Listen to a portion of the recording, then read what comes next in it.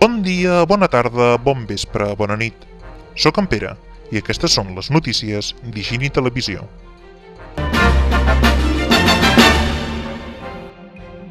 A 2.000 vilamajorencs dels barris de la Vall Serena, de Can Vila i de Can Ram se'ls ha complicat una mica més la seva vida quotidiana.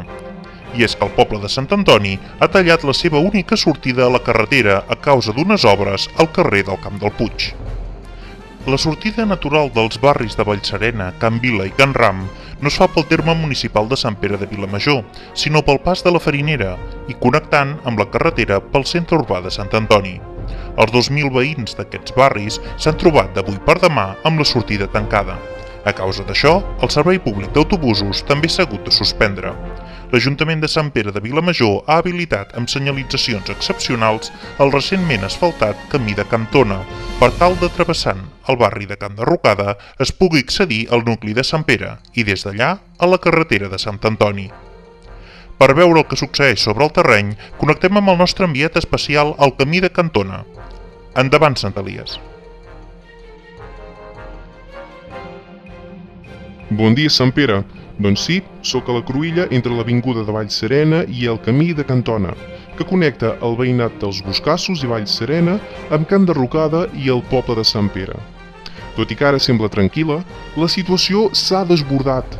El nou recorregut, molt més llarg, ha deixat molts conductors sense benzina, tirats en plena nit.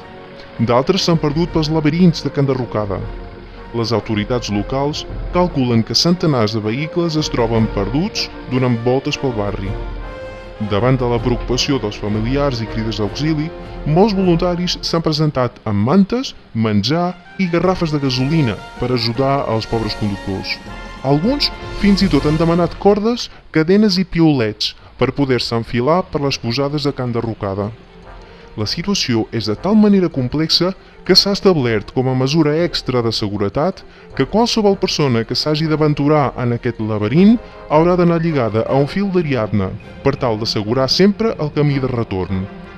A més, corre la brama que s'ha vist gent de Sant Antoni començar a construir un mur per evitar l'entrada al poble. És terrible, terrible!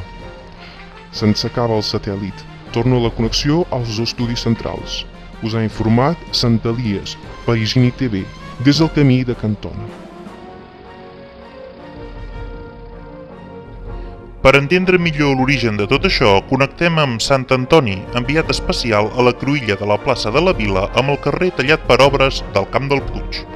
Endavant, Sant Antoni. Bon dia, Sant Pere. Sí, és veritat.